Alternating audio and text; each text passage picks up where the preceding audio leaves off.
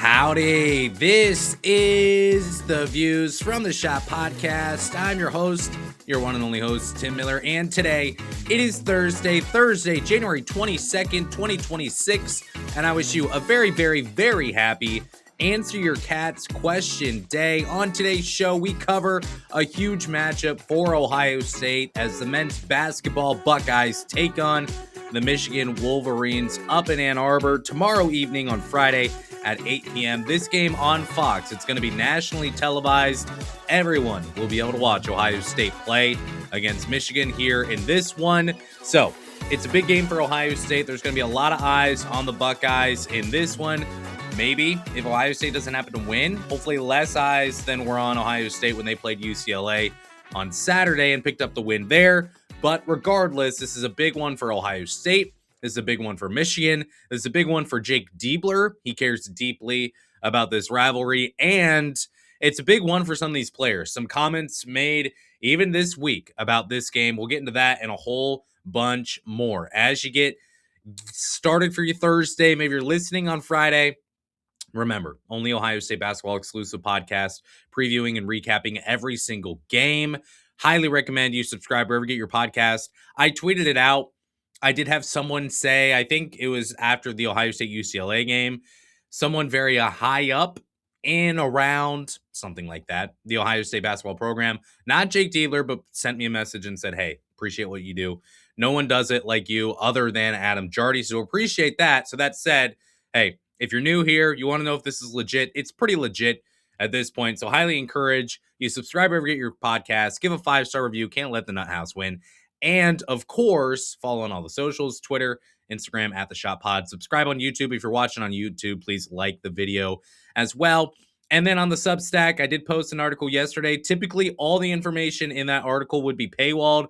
I did it for free because we need some truth about Puff Johnson. So go to the Substack, viewsfromtheshottpodcast.substack.com. Go there once, subscribe for free, and you can get access to that and a whole bunch more on Ohio State basketball. So as we get into this game, typically what I do is I go background on the team Ohio State's playing, and then I go offense, defense preview, keys to the game, and then my prediction for the game. Well, in this one, there's a little added off the court content that needs to be addressed. And the first, I think, is pretty simple. It's Jake Diebler versus Dusty May. Everyone's going to go into this game, especially on the Ohio State side, and say, well, you know, if Ohio State doesn't win this game, obviously they should have hired Dusty May, or I wanted Dusty May all along. I was right because Ohio State lost this game.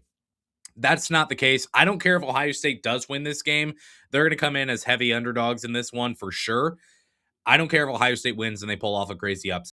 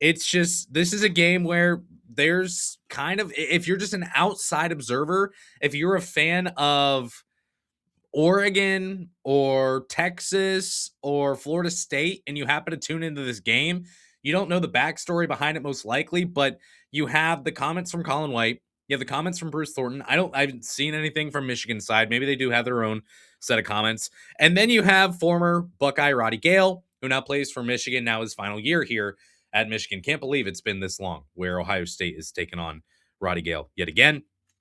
But you have that element. I do wonder on that one. I asked a player about the sentiment toward Roddy Gayle. Actually, I think it was the same player that I asked last year. Now, last year, the answer was essentially, look, like he had to do what he had to do. We get it. It is what it is. But when we step onto the hardwood for those 40 minutes, we hate him. And I do wonder, think about it in your own life. Even if you had a teammate, if you played college sports or even in high school, if you can imagine having a teammate who transfers to a different school and maybe it's a rival school. I had that in my own school. Not that the high school level is anywhere similar to Division I college basketball. It's the same situation, but humans are still humans. And I think that after the first year, it's very possible where Bruce Thornton starts to make these comments, Colin White's making these comments, and people say, you know what? It's been a while since I've seen the guy, and it's a lot easier to hate someone when you don't see them or talk to them as much. And I just wonder if those relationships have faded a little bit at this point. I mean, you imagine a world where you have your own teammates and they decide to go elsewhere, you decide to go elsewhere, or even if it's just friends and life changes and a year later you're not as close. Is it easier to see the negative things about them? Is it easier to get annoyed about them? Is it easier to look back and say, yeah, they were a good friend, but it is what it is at this point? I don't know. I'm not saying that's the case for Ohio State against Michigan, how Ohio State sees Roddy Gayle, but I think it's a lot easier just to hate Roddy Gayle this year than it was last year because you're a year removed from it, which means you're a year removed from the relationship with Roddy Gayle. Bruce Thornton and Roddy Gayle, I believe they were best friends, and I don't know if that's the case anymore, is what I'd say there. So there's a lot going into this game. You're going to want to make sure you watch it. You're going to want to make sure you pay attention to what's going on right after the whistle. Devin Royal is a player who's gotten tied up in things before. So it's going to be an interesting game to keep an eye on nonetheless. But let's get into the Michigan background now and actually break this game down. So Michigan comes in 17-1, 7-1 in the Big Ten Conference. This year, the only loss came at home about 2 weeks ago to Wisconsin on that Saturday game on CBS. It was a great game to watch.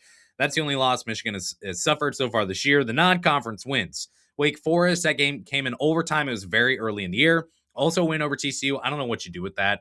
Win over San Diego State. Auburn, that's a pretty good win. Gonzaga is a good win. Villanova is a good win. Conference wins come over Maryland. Not great.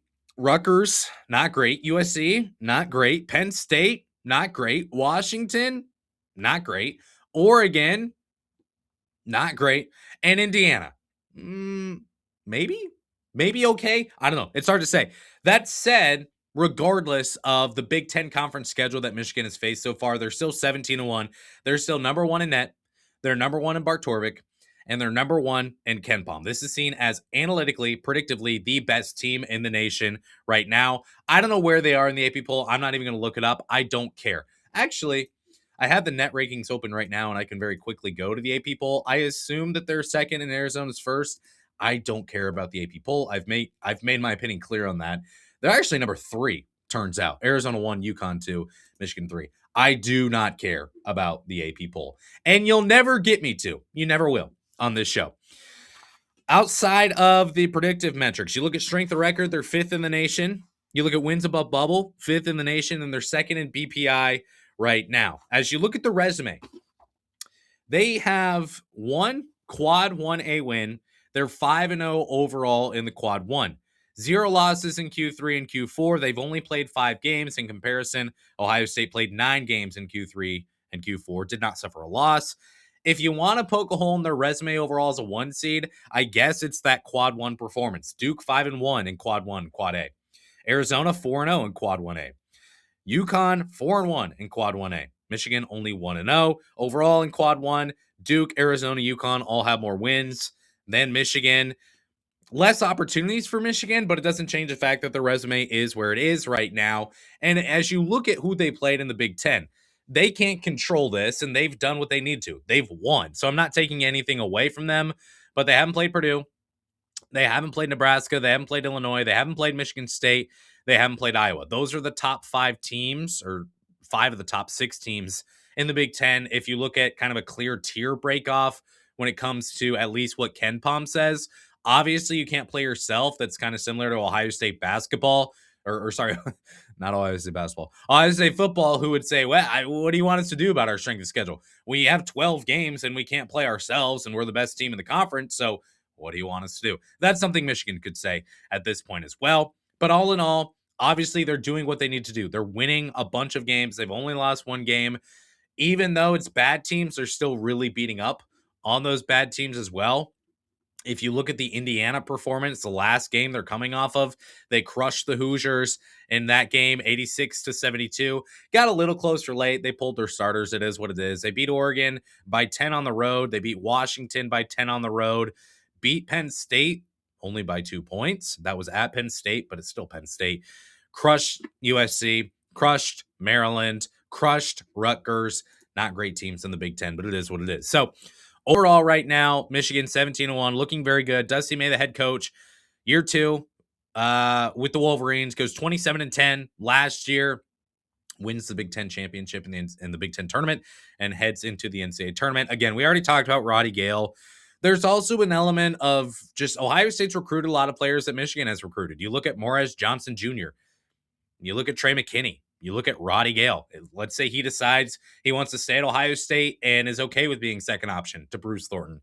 Instead, he's now the 6th option at Michigan. So there's just so much that goes into this game before we even get to the numbers that make this a really, really intriguing game. And look, if you're a fan of Cincinnati, if you're a fan of Arizona, if you're a fan of BYU, if you're a fan of Houston, I don't care where your fandom is. This is a game that people should have their eyes on, and they should understand what's going on behind the scenes in this game. So let's get into the Michigan offense here. 126.2 offensive rating. They're scoring 92.7 points per game, shooting at 51.7% from the field and 35.7% from the three-point line. Overall, according to Ken Palm, number 4 in adjusted offensive efficiency in the nation so far this season. Look, we can poke a hole in the resume for the number 1 seed, and especially the number 1 overall seed, and it's kind of half-hearted even doing that. We cannot poke a hole in this offense. Let's just box score this, okay? And by the way, this is a healthy stack of papers. This is going to be a long episode with a lot of good content here. So they are 6th in offensive rating, 3rd in points per game, 5th in assists per game, 3rd in field goal percentage, 7th in effective field goal rate, 6th in true shooting percentage, 6th in paint points per game, and 16th in second chance points per game. Now, you hear all those numbers, and you may be wondering, I know they're good, but certainly this has to be Big Ten numbers, right? Wrong. These are numbers where they rank nationally, which is insane. They're 77th percentile or better in checks notes. Offensive rating, points per game, effective field goal percentage, offensive rebounding rate, free throw attempt rate, field goal percentage, 2-point percentage, 3-point percentage, fast break points, paint points, second chance points, points from turnovers, bench points, true shooting percentage, assist rate, and personal fouls drawn per game. Poke a hole in this offense. You can't. Metrically, this is a very, very scary offense, and this is absolutely not normal. This is not something Ohio State is going to see for the rest of the year, other than when Michigan comes to Columbus. So, where do you start? As you start to pick apart this offense and figure out where can Ohio State defend this team, and just where do you start overall? What's the best part about their game? It's really hard to say. Even the scoring is very evenly distributed. You look at Yaxel Lendenborg, you look at Elliot Cadeau, you look at Morris Johnson Jr., Adai Mara, Trey McKinney, Roddy Gayle Jr., Namari Burnett. All of those players are averaging between 9 points per game and 14 points per game so far this season.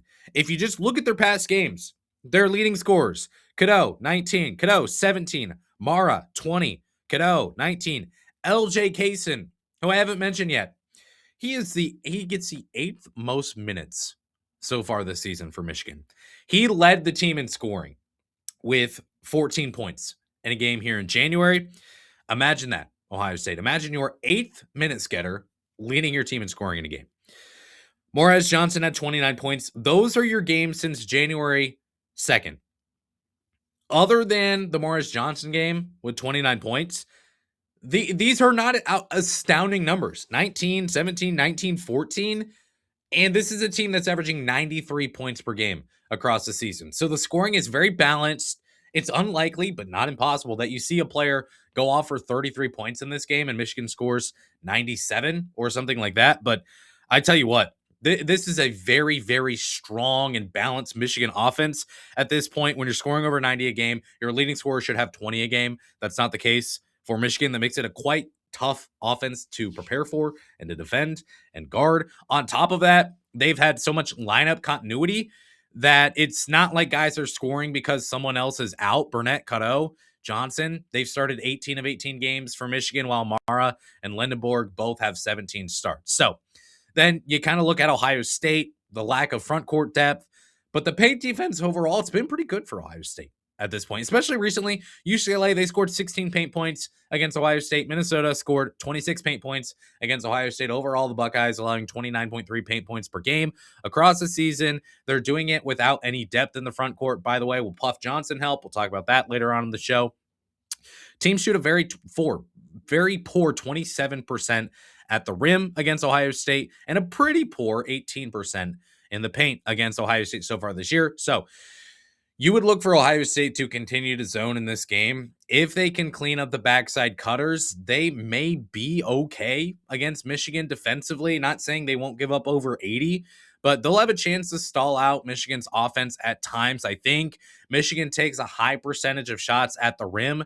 No one is shooting two-pointers better than Michigan so far this year. So it's going to be a strength-on-strength matchup, I think, overall. As you look at players for Michigan, you can pick your poison. We'll start with Lindenborg. He's a leading scorer for Michigan. He can hammer home some dunks, NBA dunk contest-esque worthy, windmill, double clutches. You've seen the dunks, I'm sure. You name it. I mean, especially in this game, I fear he does it. He does an insane dunk or a powerful dunk. He can get up and he looks good. Against Ohio State, I fear the crowd pop. I fear the camera panning back and the crowd getting loud. That's something that I don't want to see, actually, in this game. Michigan fans, I'm sure they wouldn't be opposed to seeing it. Before Lindenborg overall, 14.2 points per game, 3.2 assists per game. He's shooting at 51% from the field and 33% from the three-point line. This is a true NBA talent. There's no question about that. He probably would have been better for the Big Ten this year had he gone to the NBA. Instead, he goes to Michigan from, I think, UAB is where he transferred from, if I remember correctly. He can score as a spot-up shooter. He can score as a pull-up shooter. He can drive and get to the rim. He's strong yet slippery there at the rim. Devin Royal, when Ohio State is manned up, he's going to have his hands full on this one. I assume that Ohio State gives a lot of help here to Devin Royal, not because Lindenborg is the best player offensively necessarily, which points per game wise he is, but more so because I think Devin Royal might be out of his realm here trying to guard him. So he's going to have his hands full. I assume Ohio State gives some help. All in all, this is the most complete two-way player in the Big Ten and one of the most complete players in the entire nation. Here's the question. Again, Puff Johnson, will he play in this game? If Puff Johnson does play in this game for Ohio State, can he come in and give some minutes to guard Lindenborg in this game? If so, I think that really helps out Ohio State. We'll see. Morez Johnson Jr., I believe there's a good chance that he would be wearing scarlet and gray in this game instead of the maize and blue. Had there been a little bit more attention from the athletics department given to the Ohio State men's basketball program, and that's as specific as I'd like to be moving forward. Now at Michigan, 13.8 points per game, 6.8 rebounds per game, shooting at 67.4% from the field. He can hit an occasional three as well. He plays a lot like Amari Bynum in terms of his motor, in terms of his rebounding ability, jumping, and just super, super active around the rim. He's more of your traditional power forward than a Devin Royal would be, I guess you could say. Who I guess Royal has moved to the three at this point. But this is an excellent offensive rebounder, plays with a high motor. He gave Ohio State fits last year when Ohio State played Illinois. So That's another player to watch in the front court, and another player to watch in the front court. Adai Mara, 7'3", 255 pounds. Christoph Tilly, good luck. 10.9 points per game for him. He's shooting almost 70% from two. Really good assist production for a center and 12.6 rebounds per game. As you can imagine, he does finish alley-oops with relative ease off the pick and roll. Buckeyes must have their awareness keyed up and on Mara on that pick and roll. He looks like Edie, maybe Yao Ming, Zach Edey, Yao Ming, something like that when it comes to finishing around the rim and just being able to drop the ball in because it's a couple inches away and dunk. Really skilled in the post, especially as a traditional just back you down scorer as well. And if you dig down on him, he's going to find an open three-point shooter for a triple. So there's not much help with a lot of these players. There's not much help that you can offer because they're able to find the open man and Michigan can score. Elliot Cadeau is another player I'll mention, 10.5 points per game, 5 assists per game so far this season. That's tied for 6th in the conference in terms of assist production. He's probably the best three-point shooter on the team. You can look at Lindenborg. You can look at Namari Burnett there. Great job facilitating and pushing the pace. That's why I single him out as well with these other players. He'll push the tempo. He'll push the pace here for Michigan. And Ohio State is going to have to be ready for that. Michigan wants to work off runouts. Upon the defensive rebound, they are gone. 15 fast break points per game. That's 96th percentile in the nation. 96th percentile in pace. 15 fast break points per game. So you're going to have to stop the ball here. Ohio State's got to be ready to get back when they're playing defensively against Michigan. So this is an offense that can score from literally anywhere. They can score in any way. They've got a bunch of different options that can score. The Buckeye defense is going to have its handful in this one. Let's talk about the Michigan defense now and see, where can Ohio State win? Well, where's my page? Right here. 94.0 defensive rating for Michigan. It's absolutely incredible. They allow 69 points per game. 36.2% is their field goal defense. That's number 1 in the nation. And just over 30% of three-pointers attempted against them go in as well. They're number 2 in adjusted defensive efficiency in the nation. So number 4 in offense, number 2 in defense. Just a good team. Now, where the Buckeyes win offensively is kind of where Michigan wins defensively. And when I get my sheet of paper, I'll talk more about it. Ohio State is shooting 71% at the rim, 54% in the paint. Both of those numbers are better than average, especially in the paint. This is where Ohio State makes its money. They're 93rd percentile with 38.4 paint points per game. Michigan is allowing 23.7 paint points per game. That is 6th in the nation. So another strength on strength matchup. Michigan very good at shutting you down inside the 3-point line and at the paint. Ohio State, that's where they want to score with Bruce Thornton, with Christoph Tilly, with Devin Royal, with Amari Bynum. That's where they are all best at scoring. So against Michigan, will Ohio State be able to get into the paint and score? We'll see. But you'd be hard-pressed to believe that they'll be highly successful, at least in the paint in this one. There are 2 ways to get your foot in the door against Michigan. Number 1 is three-pointers attempted. Michigan is 349th in three-pointers attempted allowed so far this season at 27.9 allowed per game. They're averaging almost 30 triples allowed. Not made, allowed. So Ohio State's going to have the chance to get some threes up in this game, potentially. They're still fantastic, allowing 30.2% of shots to go in from deep. So the defense is still really good. But look, if you want to get your foot in the door, and maybe if you want to win this game, look at Wisconsin. They lit Michigan up here, going 15 of 33 from the three-point line. That's 46%. If you watch the game, especially in the second half, it felt like every shot Wisconsin made was from behind the three-point line. 10 of them made in the final 20 minutes. 15 three-pointers made overall for Wisconsin against Michigan. That's the most the Wolverines have allowed in a game this season, and it was their only loss of the year. So I think that's a place Ohio State can win. We'll talk about that a little bit more here in a second. The other way you can get your foot in the door is through offensive rebounding. Michigan has a 72.2% defensive rebounding rate. That's not bad whatsoever, but 13 second chance points allowed and 18.8% of points allowed come from second chance opportunities. That's pretty high. Wisconsin scored 15 second chance points against Michigan. more than the season average that the Wolverines have allowed. However, in 6 games this year, Michigan has allowed 18 or more second chance points. Wake Forest game is included there. That game went into overtime. But the issue there is that in all 6 of those games, they won. So even if Ohio State does have 20 second chance points for some reason in this game, I don't know if it matters, but it certainly helps. And it's where Michigan has been a little bit weak so far this season defensively. As you might imagine, with Mara, overall, Michigan, really excellent size and height. They're number 29 nationally in average height. They would be even better if 6'1" Elliot Cadeau was a little bit closer to average height at point guard. 98th percentile in block rate. You look at Mara, 2.6 blocks per game. That's nearly number 1 in the nation. And Lindenborg, Johnson, they also lend some help there with over a block per game as well for Michigan. So this defense, it's airtight. It's really good. But rather than their offense, at least on their defense, there's a couple ways that you think you can get your foot in the door in this game. So keys to the game for Ohio State. The question is, how does Ohio State pull off the upset? I think we've seen 2 ways, and I think it's not that hard to see. It's just a matter of, can Ohio State do it? Look, I know Ohio State has not been a 3-point shooting team this year, and asking for them to go away from where they've been good and go into where they've been poor, it may be just the fatal flaw here in this game. And I've asked for Ohio State to be a better 3-point shooting team and more productive at times this year. They just haven't done it. Here's the thing.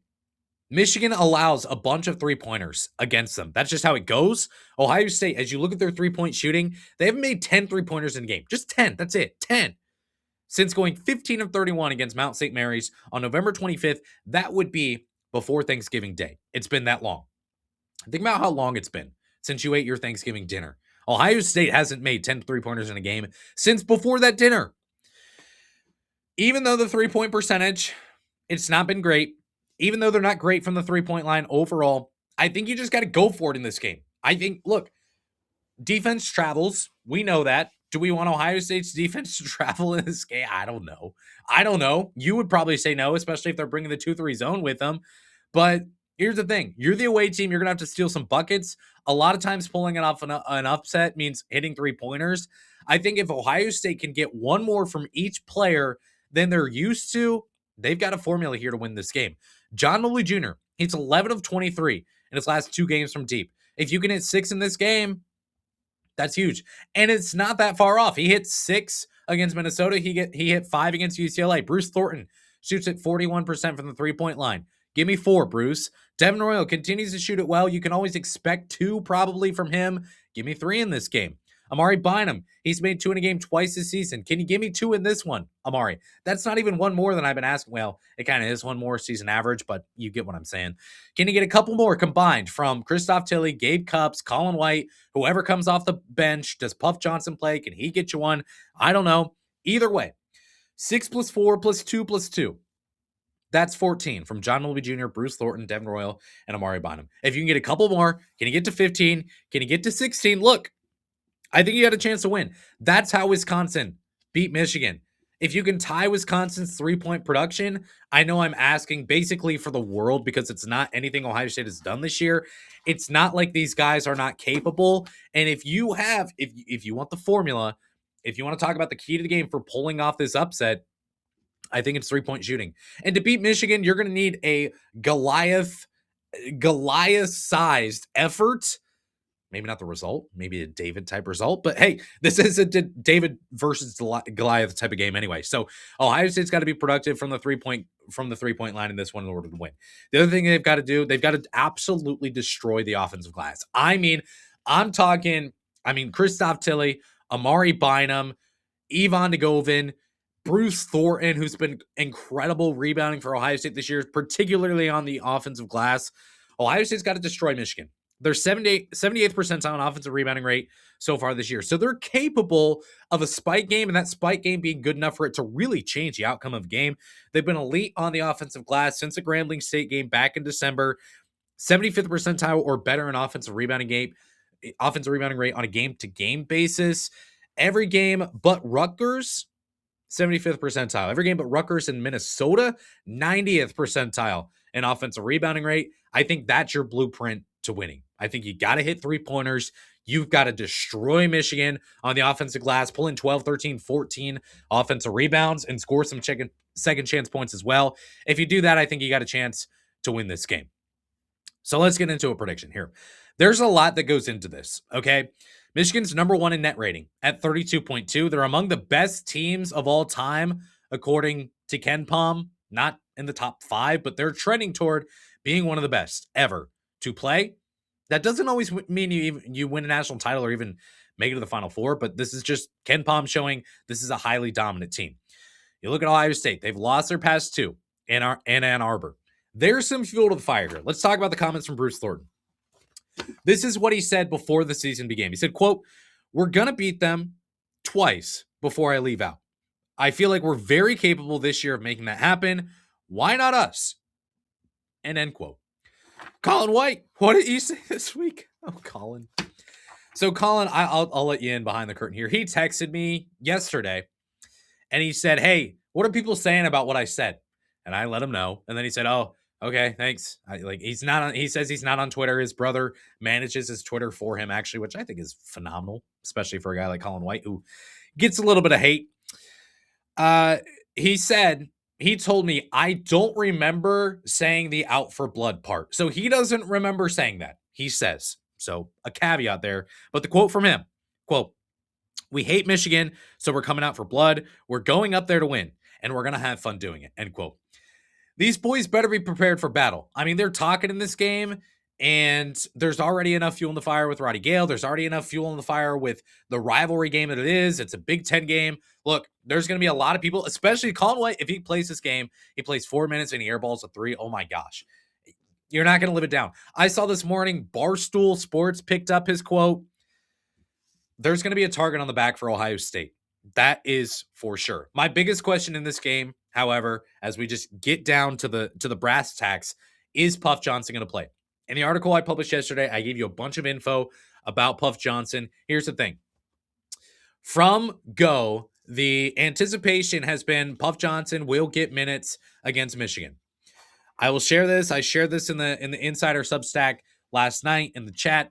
I said, look, I reached out to 2 people. They both said, I don't know, in regards to, is Puff Johnson going to get minutes against Michigan? They anticipated he's going to play. Not even a week ago, because he wasn't even eligible a week ago. But days ago, the anticipation, at least even as of Saturday against UCLA, I was told we want to get him minutes for the Michigan game. That's when we anticipate him being able to play. Now I'm being told by two different sources, I don't know if he's going to play. I don't know why that is. It's nothing legal. It's nothing eligibility wise. I think it's just getting acclimated to playing college basketball again. If you can even get 6 minutes, 8 minutes of Puff Johnson to just come in and defend Yaxel Lendenborg, I think that really helps Ohio State. But here's the thing. I don't like the quotes. I don't like the quotes from Bruce Thornton. I don't like the quotes from Colin White. I think in a rivalry game, you don't need to add anything. Me personally, I'm still scarred by Cincinnati's idiot mayor, who I don't know if he's still a mayor, talking about Kansas City, just giving more fuel to the fire in that game before the Bengals lost to Kansas City in the AFC Championship game a few years ago, 2022. At this point, I look back to the trash talk that Michigan has done traditionally in football about Ohio State, which I don't enjoy. You look at headbutting an official. You look at this is me being 100% biased, but also trying not to be biased, at least on the football side, who's always trying to start things. Michigan fans would say the exact same opposite about Ohio State, but to me, it feels like it's always Michigan. And this is a basketball game, so it is different. But here's the thing. You add the fact that the BIP says Michigan should be favored by 17.5 in this game, total 163.5 if you care. I don't like the vibes going into this game. I think Michigan's really good. I think they're excellent. I think they're elite. I think the way that Michigan matches up against Ohio State, the fact that this game is in Ann Arbor, the comments from Colin White, the comments from Bruce Thornton, it doesn't help. It doesn't help your case. And I think in order for Ohio State to win this game, they've got to make 15 3-pointers, and I don't think they're going to do that. So that said, I'm going to pick Michigan to win. I don't know what the spread's going to be.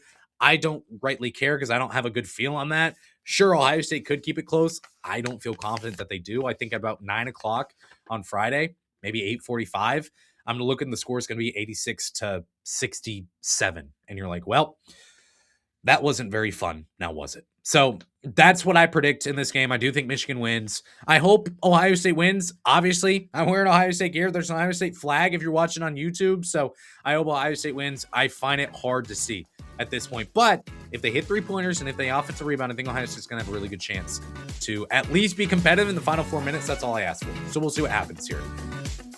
I'll be back. I will be back to recap this game. It'll probably be Saturday morning.